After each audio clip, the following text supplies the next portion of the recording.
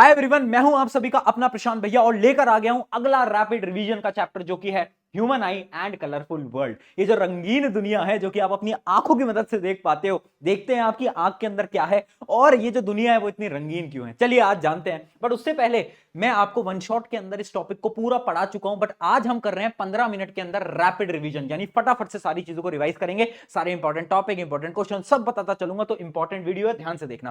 पहली ये जो चैप्टर स्टार्ट होता है ये स्टार्ट होता है ह्यूमन आई से।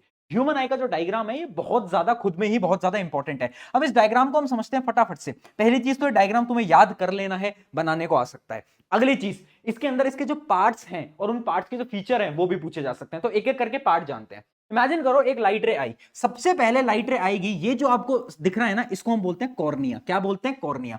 तो सबसे पहले आपकी लाइट रे एंटर करती है कॉर्निया से। तो कॉर्निया क्या होता है, यहां पर डेफिनेशन भी लिखिए, आउटर मोस्ट ट्रांसपेरेंट पार्ट।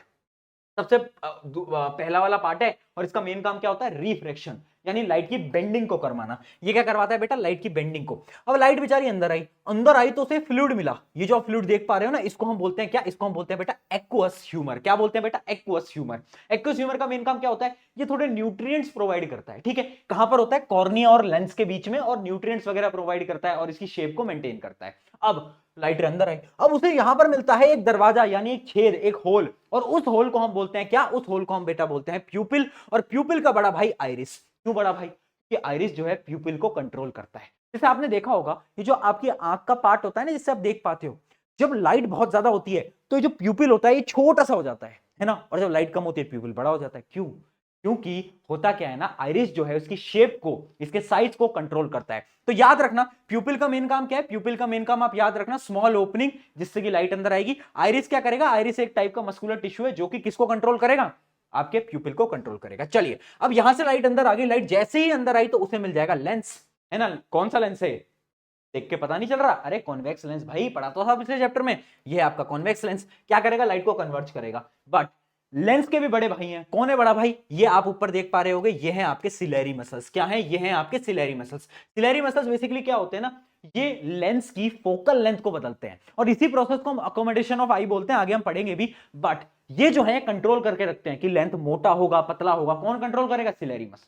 ठीक है, अब यहां से क्या होता है, लाइट जो होती है आपकी रिफ्रैक्ट हो जाती है, और ये जो है रेटिना, यहां पर जाकर आपकी इमेज बनती है। तो याद रखना, इमेज कहां बनती है? रेटिना पे। रेटिना होता क्या है? एक टाइप की रेटिना आपकी स्क्रीन होती है। क्या होती है? एक स्क्रीन होती है जिसपे कि आपकी इमेज बन रही होती है। अब इसके पास दो टाइप के सेल होते हैं, एक सेल होते हैं रॉड और एक होते हैं कॉन्स। रॉड क्या काम करते हैं? रॉड का मेन काम होता है लाइट की इंटेंसिटी को पहचानना, यानी लाइट कम है ज्यादा है कैसे पता चलेगा? रॉड सेल की मदद से।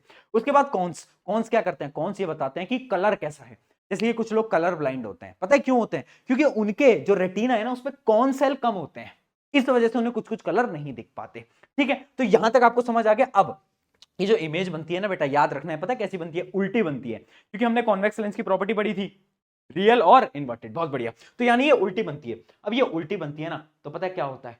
ब्रेन पे इस इमेज को लेके जाती है ऑप्टिकल नर्व। ऑप्टिकल नर्व का मेन काम क्या? ऑप्टिकल नर्व का है इंफॉर्मेशन को कहां पर लेके जाना? रेटिना से ब्रेन तक लेके जाना। और ब्रेन क्या करता है? ब्रेन जो है वो इमेज को सीधी करता है, समझता है, और आपको दिखने लगती हैं वो इमेजेस। ठीक है, अब इनके बीच में भी एक फ्लूइड होता है। ये जो फ्लूइड देख रहे हो इसको हम बोलते हैं विट्रस ह्यूमर। विट्रस ह्यूमर का मेन काम क्या होता है? मेन काम होता है इसका न्यूट्रिएंट्स देना, उसके साथ साथ आई शेप को मेंटेन करना। अच्छा, एक पार्ट और रह गया जिसको हम बोलते हैं स्केलेरा। क्या बोलते हैं? स्केलेरा। स्केलेरा क्या होता है? जो आउटर कवरिंग आप देख पाते हो आंख के अंदर, व्हाइट कलर की जो आउटर कवरिंग होती है, टफ कवरिंग जो होती है, इसका मेन काम होता है प्रोटेक्शन देना, आंख को बचा के रखना। ठीक है, तो स्क्लेरा का मेन काम होता है प्रोटेक्शन देना। तो ये हो गई आपकी पूरी की पूरी आई। अब हम बढ़ रहे हैं अगले टॉपिक की तरफ जो कि अकोमोडेशन ऑफ आई। यानी ये क्या प्रोसेस है? पावर ऑफ अकोमोडेशन होता क्या है? देखो, it is a ability of eye, मतलब ये आई की एक ऐसी एबिलिटी है जिसकी मदद से वो जो आई का लेंस है ना वो अपनी फोकल लेंथ बदल लेता है। किसकी मदद से बदलता है? सिलेरी मसल्स की मदद से बदलता है। और इसी प्रोसेस को बोलते हैं अकोमोडेशन ऑफ आई। और ये सवाल बार बार पूछा जाता है, पावर ऑफ अकोमोडेशन क्या होता है, अकोमोडेशन ऑफ आई क्या होता है, बार बार पूछा गया है। तो समझ लेना ये डेफिनेशन आपके लिए बहुत ज्यादा इंपॉर्टेंट है। नोट्स आपको डिस्क्रिप्शन में मिल जाएंगे, फटाफट से डाउनलोड कर लेना, बट पहले लेक्चर देख लो। अगला पॉइंट, दो प्रकार के पॉइंट होते हैं, near point, far point. Far point तुम कितनी दूर तक देख सकते हो? भैया हम तो चांद सितारे सब देख सकते हैं, तभी तो गाने बने तेरे लिए चांद सितारे तोड़ लाऊंगा, यानी हम इनफाइनाइट तक देख सकते हैं। तो हमारा फार पॉइंट क्या होगा? मैक्सिमम पॉइंट है इनफाइनाइट। नियर पॉइंट क्या है? कितनी पास तक देख सकते हो? आप थोड़ा पास लाओगे तो आप चीजों को ब्लर देख पाओगे, अच्छे से नहीं देख पाओगे। तो नॉर्मली ह्यूमन का नियर पॉइंट होता है 25 सेंटीमीटर। तो बेसिकली नियर पॉइंट क्या होता है? Minimum distance of clear vision, कितने पास तक हम क्लियरली देख सकते हैं उसको हम बोलते हैं नियर पॉइंट। अब समझना मेरी बात, ये पावर ऑफ अकोमोडेशन होता कैसे? इमेजिन करो तुम्हें किसी चीज को देखना जो कि बहुत दूर है। इमेजिन करो तुम किसी ऐसी चीज को देख रहे हो जो कि बहुत ज्यादा दूर है, आप यहां पर देख सकते हो। अब कोई चीज अगर बहुत दूर है ना, तो पता है आपका सिलेरी मसल क्या करेगा? सिलेरी मसल रिलैक्स करेगा और जो लेंस है ना आपका वो ऐसे पतला हो जाएगा। और लेंस जैसे ही पतला होगा तो क्या होगा? आपकी इमेज जो है वो कहां पर? रेटिना पे बनना स्टार्ट हो जाएगी। अब इमेजिन करो अचानक से तुम किसी चीज को पास में लिया है। अब जब तुम पास में लिया है तो पता है क्या करेगा? सिलेरी मसल कॉन्ट्रैक्ट होगा और वो क्या करेगा? आपके लेंस को थिक बना देगा। जैसे कि उससे क्या होगा? आपकी जो लाइट की जो इमेज है वो कहां पर बनने लगेगी? रेटिना पे बनने लगेगी।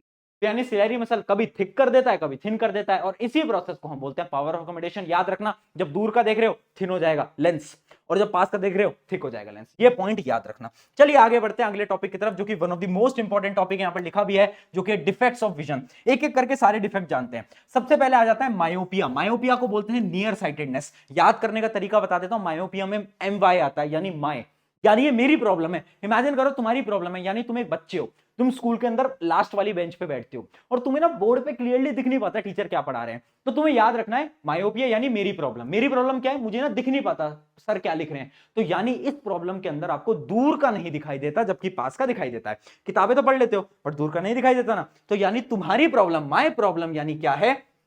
मायोपिया। इस प्रॉब्लम में क्या होता है? आपको पास की चीजें तो दिख जाती हैं पर दूर की चीजें नहीं दिख पाती। ठीक है। अब ये प्रॉब्लम होती क्यों है? और यही सवाल आएगा कि मायोपिया क्या होता है और मायोपिया का रीजन क्या है और उसका सोल्यूशन क्या है। तो सबसे पहले जानते हैं इसके कॉजेस क्या है। पहला कॉज होता है excessive curvature of eye lens. यानी समझना, इसमें क्या होता है ना, इसमें कभी कभार आपका जो आई लेंस होता है ना वो बहुत ज्यादा कर्वेचर में आ जाता है, जिससे कि जो आपकी इमेज है ना वो रेटिना पे नहीं बन पाती, रेटिना से पहले बनती है। मान लो रेटिना है और इमेज बन रही है यहां पर, इस जगह पर। इस वजह से क्या होता है, कभी कभार इमेज रेटिना पे नहीं बनती तो आपको नहीं दिखता। उसके साथ साथ अलोंगेशन ऑफ आईबॉल, कभी कभार आपकी जो आईबॉल है वो क्या हो जाती है? लंबी हो जाती है। अब लंबी हो जाती है तो रेटिना पे इमेज नहीं बन पाती। अगला देखते हैं करेक्शन। करेक्शन याद रखना, यहां पर लगता है कॉनकेव लेंस, और इसका एक डायग्राम है, अभी मैं आपको डायग्राम दिखा देता हूं, वो बहुत ज्यादा इंपॉर्टेंट है। हम कॉनकेव लेंस को लगाते हैं। कॉनकेव लेंस याद रखना इस प्रकार से होता है। कॉनकेव लेंस को लगाते हैं जिसकी मदद से इसका करेक्शन हो जाता है। अब मैं आपको दिखाता हूं इसका पहले डायग्राम, क्योंकि जो डायग्राम्स है ना वो बहुत ज्यादा इंपॉर्टेंट है। एक मिनट में आपको डायग्राम दिखाता हूं। देखो सबसे पहले देखते हैं हम किसका। सबसे पहले हम देखते हैं मायोपिया का। मायोपिया का आप डायग्राम देखो। मायोपिया में हो क्या रहा है ना, जब दूर से इमेज आ रही है तो वो ना बन नहीं पा रही रेटिना पे। तो हमने दिमाग लगाया और हमने बोला कि अरे कॉनकेव लेंस लगा देते हैं। कॉनकेव लेंस जैसे ही लगाया, डायग्राम इंपॉर्टेंट है, जैसे ही लगाया रेटिना पे इमेज बनने लग गई। तो याद रखना विद डायग्राम क्वेश्चन पूछा जाएगा। मायोपिया और उसका करेक्शन। करेक्शन कैसे है? Concave lens. अब बात करते हैं दूसरी प्रॉब्लम की, जो कि है हाइपरमेट्रोपिया। हाइपरमेट्रोपिया में क्या होता है? दूर का, है ना, यानी इसको हम क्या बोलते हैं? इसका एक शॉर्ट नेम है, निकनेम है, क्या है? फार साइटेडनेस। अब देखो मायोपिया में तो मेरी प्रॉब्लम थी, मुझे दूर का नहीं दिखता। हाइपरमेट्रोपिया जस्ट अपोजिट है, जिसमें मुझे पास का नहीं दिखता, दूर का दिख जाता है। ठीक है, ये आपके पेरेंट्स को मेजरली हो रही होती है। तो इसमें क्या होता है? आपको पास का नहीं दिखता, दूर का तो दिख जाता है। अब इसके रीजन क्या है? इसके रीजन है focal length of the eye lens is too long. कभी कभार क्या होता है, जो फोकल लेंथ होती है ना लेंस की, वो लंबी होती है, तो जो इमेज बनती है ना वो पीछे बनती है रेटिना के। ये रेटिना है और इमेज जाके बन रही है यहां पर। ठीक है, तो ये होता है। दूसरा क्या है? Eyeball is too short. कभी कभार आई बॉल छोटी रह जाती है, तब भी होता है। अब इसका सोल्यूशन क्या है? यहां पर दूसरा लेंस लगा देंगे, जो कि है कॉन्वेक्स लेंस। कॉन्वेक्स लेंस यहां पर लगा देंगे, इस प्रॉब्लम का भी सोल्यूशन हो जाएगा। इसका डायग्राम भी इंपॉर्टेंट है, तो प्लीज इसका डायग्राम भी देख लो फटाफट से, कि जब भी कोई चीज पास आती है तो उसमें लाइट रेज आती हैं। अब क्या हो रहा है ना, कि जो हमारा लेंस है उससे ना इमेज पीछे बन रही है रेटिना के, ये प्रॉब्लम है। हमने क्या करा? बाहर एक कॉन्वेक्स लेंस लगा दिया तो इमेज एकदम सही बनने लग गई। कहां पर बनने लग गई? हमारी रेटिना पे। Problem solve. तो ये डायग्राम जो थे बहुत ज्यादा इंपॉर्टेंट थे। ठीक है, अब अगली प्रॉब्लम की तरफ बढ़ते हैं, जो कि है आपका प्रेस बायोपिया। क्या है? प्रेस बायोपिया। प्रेस बायोपिया में क्या होती है? एक टाइप की ऐसी प्रॉब्लम जिसके अंदर मायोपिया भी है, हाइपरमेट्रोपिया भी है, यानी पास का भी नहीं दिखता, दूर का भी नहीं दिखता। बेसिकली ओल्ड एज में जाकर होता है। रीजन क्या है इसका? मेन रीजन क्या होता है? इसका मेन रीजन होता है वीकनिंग ऑफ सिलेरी मसल्स। यानी सिलेरी मसल्स टाइम के साथ क्या होता है, जब आप बुजुर्ग होते जाते हो वीक हो जाते हैं। अब जैसे ही वो वीक हुए तो वो अपनी ना पावर को बदल नहीं पाते। लेंस है, सिलेरी मसल वीक हो गया, क्या वो लेंस की बदल पाएगा? लेंस को मोटा और पतला कर पाएगा? नहीं कर पाता, जिस वजह से आप देख नहीं पाते। सोल्यूशन क्या है? Bifocal lens. बाईफोकल लेंस क्या होते हैं? जिसके अंदर कॉनकेव लेंस भी होता है, कॉन्वेक्स लेंस भी होता है, दोनों को डाल देते हैं। इसके अंदर कोई डायग्राम इंपॉर्टेंट नहीं है, बस करेक्शन याद रखना, जो कि होता है बाईफोकल लेंस, जिसके अंदर कॉनकेव कॉन्वेक्स दोनों होता है। अगली प्रॉब्लम देखते हैं। अगली प्रॉब्लम आपकी आ जाती है एस्टिग्मेटिज्म। एस्टिग्मेटिज्म में क्या होता है, आपको हॉरिजॉन्टल और वर्टिकल लाइंस एक तरीके से नहीं दिख पाती, यानी can not focus on both horizontal and vertical lines. उस प्रॉब्लम को हम बोलते हैं एस्टिग्मेटिज्म। इसका सोल्यूशन क्या है, इसका सोल्यूशन होता है सिलेंड्रिकल लेंसेज। कुछ ऐसे लेंसेज आते हैं जिनकी मदद से आप चीजों पे कंसंट्रेट कर पाते हो। अच्छा, इसके अलावा एक प्रॉब्लम और बच गई, जिसको हम बोलते हैं क्या, जिसको हम बोलते हैं बेटा कैटरेक्ट। कैटरेक्ट एक ऐसी बीमारी है ना जिसके अंदर क्या होता है ना, आपका जो लेंस होता है वो क्लाउडी हो जाता है। क्लाउडी समझते हो, यानी उसके ऊपर प्रोटीन जम जाता है ना। पहले आपका लेंस ऐसे था, अब वो थोड़ा क्लाउडी हो जाता है, व्हाइट कलर का हो जाता है, उस पर प्रोटीन जम जाता है। ठीक है, क्यों होता है ये, बेसिकली इसके बहुत सारे रीजन होते हैं। एज रिलेटेड होता है या फिर वीकनिंग ऑफ मसल होता है। इससे क्या होता है ना, आपकी लाइट पूरी तरीके से पास नहीं कर पाती। इसका सोल्यूशन क्या है, इसका सोल्यूशन है सर्जरी। इसको हिंदी में मोतियाबिंद भी बोलते हैं, वही होता है आपका कैटरेक्ट। याद रखें कैटरेक्ट भी। चलिए, तो डायग्राम वगैरह मैंने आपको सारे बता दिए। अब एक सवाल आया है कि हमारी आंखें सामने क्यों है ना, पीछे क्यों नहीं है। सामने इसलिए ताकि हम वाइडर व्यू को देख पाए। तो यहां पर लिखा है advantages of I having in front face, क्योंकि हम बहुत दूर का देख पाते हैं, ऐसे भी देख पाएंगे, ऐसे भी देख पाएंगे, हम वाइडर देख पाएंगे। ठीक है, और हम दूर से चीजों को देख पाएंगे, इस वजह से हमारी आंखें जो है फ्रंट फेस के ऊपर हैं। चलिए आगे बढ़ जाते हैं। अब हम स्टार्ट करते हैं। ये हमारे आई का पोर्शन हो गया, हम कलरफुल वर्ल्ड की तरफ बढ़ रहे हैं, ध्यान से सुनते चलो। कलरफुल वर्ल्ड को हम स्टार्ट करते हैं, उससे पहले इतना जान लो, बहुत टाइप की क्या होती है, रेज होती हैं। जैसे कि आप तो कुछ कलर्स को देख पाते हो ना, पर ऐसे भी बहुत सारी रेडिएशन है जो कि आप देख नहीं सकते। जैसे कि कुछ होती हैं gamma rays, X rays, ultraviolet ray, फिर आती हैं विजिबल रेस जो कि तुम देख सकते हो। उसके बाद रेडार, एफएम, बहुत सारी ऐसी रेज हैं जो कि तुम कभी नहीं देख पाओगे। ठीक है, तो जो विजिबल रेज होती है ना, उनकी वेवलेंथ होती है बेसिकली 380 नैनोमीटर से कितना 700 नैनोमीटर तक। ये बेसिकली क्या है, ये वेवलेंथ है। जस्ट आपको नॉलेज के लिए बता रहा हूं विजिबल लाइट की वेवलेंथ क्या होती है। ठीक है, अब ये मैंने आपको इसलिए बताया क्योंकि अब आ जाता है प्रिज्म। और ये जो डायग्राम है प्रिज्म का, ये बेटा बहुत ज्यादा इंपॉर्टेंट है। अब समझना प्रिज्म होता क्या है। प्रिज्म एक टाइप का ऐसे ट्राइंगल ग्लास का एक वो होता है। अब इसमें क्या होता है ना, इसके आप देख सकते हो एक एंगल होता है, एंगल ऑफ प्रिज्म। बेसिकली ये हमेशा 60 डिग्री होता है। ठीक है, अब क्या होता है, यहां पर ना 2 बार रिफ्रैक्शन होता है। बहुत इंपॉर्टेंट डायग्राम है, देखो। एक बार लाइट आई, लाइट आई, लाइट आई, लाइट आई। अब क्या हुआ, ये रेयरर था, ये डेंसर था। जब भी रेयरर टू डेंसर जाती है टूवर्ड्स द नॉर्मल, बहुत बढ़िया, तुम्हें लाइट का कॉन्सेप्ट याद है, तो ये बेंड कर जाती है। अब यहां पर डेंसर है, यहां पर रेयर है, तो ये अवे फ्रॉम नॉर्मल जाती है, तो वापस से बेंड कर जाती है। तो यानी एक प्रिज्म के अंदर एक जब लाइट जाती है तो 2 बार क्या करती है, 2 बार अपने रास्तों को बदलती है। ठीक है, ये डायग्राम इंपॉर्टेंट है, एंगल ऑफ प्रिज्म इंपॉर्टेंट है। उसके अलावा कुछ और एंगल्स में इंपॉर्टेंट है, जैसे कि एक एंगल होता है जिस एंगल पे वो बाहर जाती है, उसको हम बोलते हैं ई, यानी एंगल ऑफ इमरजेंस, जिससे बाहर जाती है, इमरजेंट एंगल बोलते हैं या फिर एंगल ऑफ इमरजेंस। अब एक और एंगल इंपॉर्टेंट है जिसको हम बोलते हैं एंगल ऑफ डेविएशन। वो क्या होता है, देखो, अगर बीच में प्रिज्म नहीं आया होता तो मेरी ये लाइट रे ऐसे जाते जाते जाते जाते जाते जाते जाते जाते पहुंच जाती है ना, बट प्रिज्म आया तो मेरी लाइट ऐसे जा रही है। तो अब हम देखेंगे कि इन दोनों के बीच में क्या एंगल है, और उस एंगल को हम बोलेंगे एंगल ऑफ डेविएशन। यानी जिस रास्ते पे लाइट जा सकती थी बट लाइट अपने रास्ते से डेविएट हो गई, इस वजह से इसको हम बोलते हैं एंगल ऑफ डेविएशन। बार बार ये डायग्राम बनाने को आता है और बोलते हैं कि एंगल ऑफ डेविएशन क्या होता है। तो याद रखना, angle between incident and emergent ray. Incident ray ये वाली, इमरजेंट रे ये वाली, इन दोनों के बीच का जो एंगल है उसको हम क्या बोलते हैं, उसको हम बोलते हैं आपका एंगल ऑफ डेविएशन। याद रखना।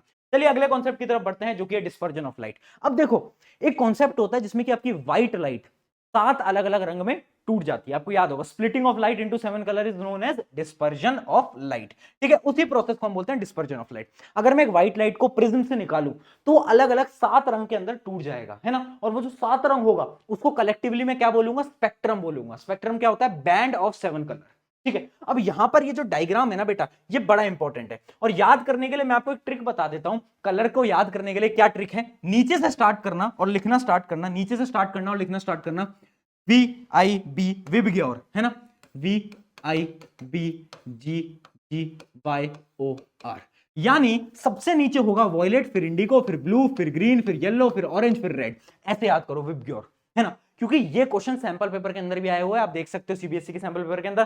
क्योंकि इसके अंदर डायग्राम बोला और बोला कि जब डिस्पर्जन होता है एक प्रिज्म की वजह से तो सबसे नीचे कौन सा कलर होता है, सबसे ऊपर कौन सा कलर होता है। तो नीचे होता है वॉयलेट और सबसे ऊपर होता है आपका रेड, जो कि आप याद कर सकते हो विबग्योर से। अब ऐसा क्यों होता है, ऐसा इसलिए होता है क्योंकि रेड की वेवलेंथ सबसे ज्यादा होती है, वॉयलेट की वेवलेंथ सबसे कम होती है। तो जिसकी वेवलेंथ बेटा सबसे ज्यादा है ना, वो कम डेविएट होगा, वो कम मुड़ेगा। यानी आप देख सकते हो सबसे कम कौन डेविएट हुआ है अपने पाथ से, वो हुआ है रेड, जबकि सबसे ज्यादा कौन हुआ है, वो हुआ है वॉयलेट। तो जिसकी वेवलेंथ, याद रखना, जिसकी वेवलेंथ ज्यादा उसका डेविएशन कम, और जिसकी वेवलेंथ कम, उसका डेविएशन ज्यादा है। बहुत इंपॉर्टेंट है, बार बार ये सवाल पूछा जाता है। आई होप आपको यहां तक समझ में आ गया होगा कि डिस्पर्जन क्या होता है और कैसे हम याद कर सकते हैं विबग्योर को। चलिए आगे बढ़ जाते हैं। अब आ जाता है हमारा एक और कॉन्सेप्ट जो कि न्यूटन एक्सपेरिमेंट। अब न्यूटन बाबा ने क्या बोला कि आप अगर एक प्रिज्म के आगे, अगर आप एक प्रिज्म के आगे एक और उल्टा प्रिज्म लगा दोगे तो वापस से व्हाइट लाइट मिल जाएगी। यानी मैंने करा, अब ये व्हाइट अलग अलग 7 कलर के अंदर फैल गया, अगर सामने उल्टा प्रिज्म होगा तो वापस से लाइट जुड़ जाएगी और एक व्हाइट लाइट वापस से बन के बाहर आ जाएगी। तो इसको हम बोलते हैं न्यूटन्स लॉ, जो कि ये बोलता है कि recombination of white light, white light पहले फैली फिर वापस से रिकंबाइन होकर व्हाइट के अंदर कन्वर्ट हो गई। ठीक है, अब देखना, अब आ रहा है बहुत ज्यादा इंपॉर्टेंट कॉन्सेप्ट जो कि है नेचुरल स्पेक्ट्रम ऑफ रेनबो। जो रेनबो बनता है हमारे अंदर, हमारी धरती के अंदर, पृथ्वी के अंदर, वो कैसे बनता है, और इसका डायग्राम बेटा बार बार पूछा जाएगा पेपर के अंदर, यहीं से ही सवाल आएगा। देखो क्या होता है, इसके अंदर 3 कॉन्सेप्ट होते हैं। सनलाइट आती है, डायग्राम इंपॉर्टेंट है, सनलाइट आती है।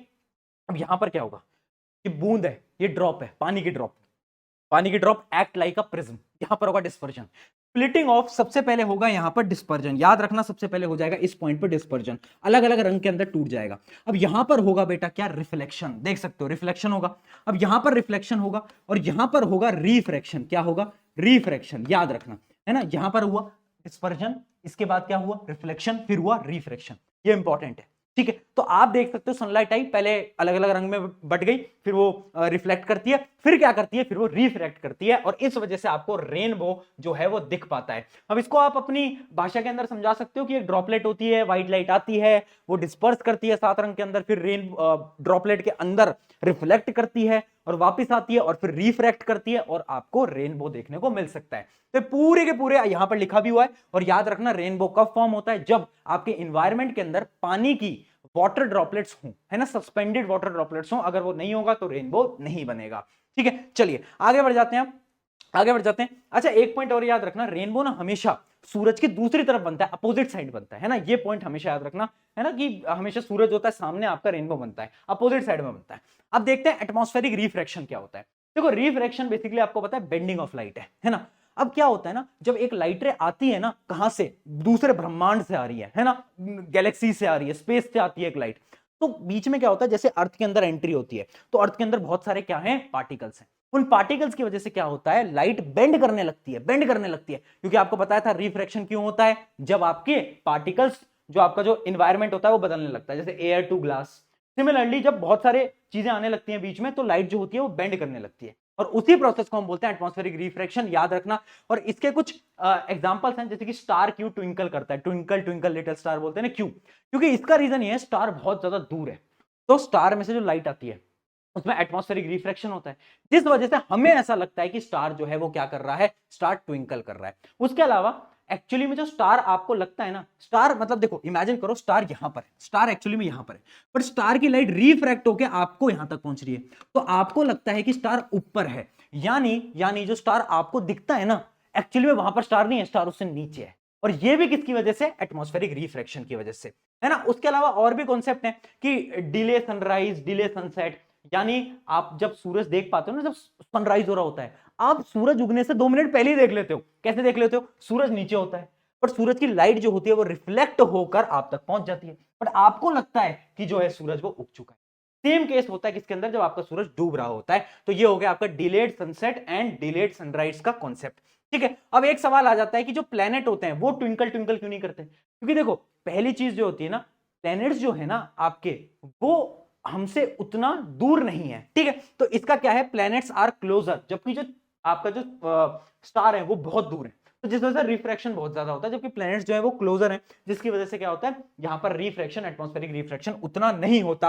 अगला और आखिरी कॉन्सेप्ट इस चैप्टर का आ जाता है scattering of light. Scattering of light क्या बोलती है, जब एक लाइट आती है और छोटे छोटे छोटे छोटे पार्टिकल होते हैं ना, तो लाइट जो है ना अलग अलग डायरेक्शन में क्या करती है, स्कैटर कर जाती है, टूट जाती है। जैसे इमेजिन करो एक लाइट रे आ रही है, अब यहां पर बहुत सारे छोटे छोटे पार्टिकल हैं, इसकी वजह से अलग अलग डायरेक्शन में क्या कर जाएगी, आपकी जो लाइट रे है वो टूट जाएगी, फैल जाएगी, है ना। और इसी प्रोसेस को हम बोलते हैं स्कैटरिंग। यानी स्कैटरिंग क्या होता है, जब आपका एक पार्टिकल सामने आ जाता है तो क्या करता है, वो पार्टिकल जो है उस लाइट रे को क्या करा देता है, अब्सॉर्ब करके वापस से रीअब्सॉर्ब कर देता है और हर जगह पर फैला देता है। तो बेसिकली ये भी एक टाइप का स्प्लिटिंग ऑफ लाइट ही है, लाइट अलग अलग जगह क्या करती है, फैल जाती है, उस प्रोसेस को हम बोलते हैं स्कैटरिंग ऑफ लाइट। ठीक है, अब इसके एग्जांपल्स क्या हैं। पहली चीज आप देख सकते हो, जब सूरज उगता है सुबह सुबह तो हमेशा आपको लाल कलर का दिखता है ना, और आपने देखा है आपका जो स्काई है वो ब्लू है। क्यों है ब्लू? क्योंकि लाइटें आती हैं, ठीक है, लाइटें आती हैं, व्हाइट लाइट आती हैं।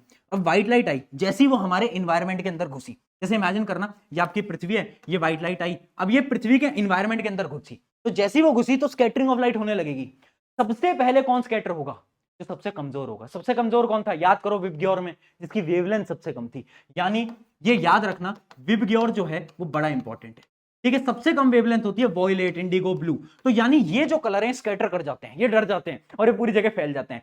इस वजह से आपका जो स्काई है वो पूरा आपको ब्लू कलर का दिखता है, ठीक है, ब्लू कलर का। बट जब सनराइज या सनसेट होता है तो स्काई कैसा दिखता है? रेड कलर का दिखता है। क्यों? क्योंकि जब सनराइज या सनसेट होता है तो आपका सूरज जहां होता है तो लाइट को बहुत दूर तक ट्रेवल करके आना होता है ना, बहुत दूर तक। अब यहां पर ब्लू कलर तो पहले ही स्कैटर हो गया, ब्लू के बाद बारी आती है किसकी? ग्रीन, येलो, फिर बच जाता है रेड। तो इस वजह से रेड यहां पर आकर क्या हो जाता है? स्कैटर होना स्टार्ट करता है। इस वजह से आपको दिखता है कि आपका जो स्काई है वो रेड हो गया है। कब? जब सनराइज है फिर सनसेट है, ठीक है। तो ब्लू और रेड क्यों होता है ये मैंने आपको बता दिया है, ये वेरी इंपॉर्टेंट है, क्वेश्चन इसके अंदर पूछ लेता है। लास्ट कॉन्सेप्ट आ जाता है टिंडल इफेक्ट। टिंडल इफेक्ट क्या होता है बेटा?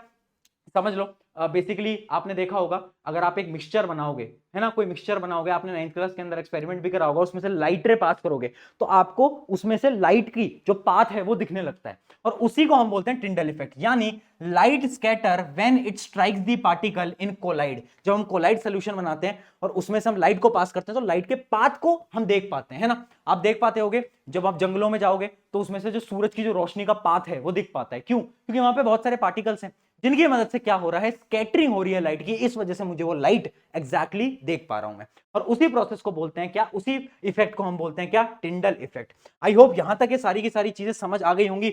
यहां पर हो जाता है आपका चैप्टर पूरा का पूरा खत्म। अब आपको एक क्वेश्चंस, दो क्वेश्चंस हैं, कमेंट में बताना है। पहला है ये, आप फटाफट से देखो, आंसर दो। और दूसरा जो आपका क्वेश्चन है वो है ये, which phenomena is responsible for twinkling of light? बताओ किसकी वजह से twinkle twinkle little star. Take care, love you all. अगला चैप्टर किसका चाहिए कमेंट में जरूर बताना।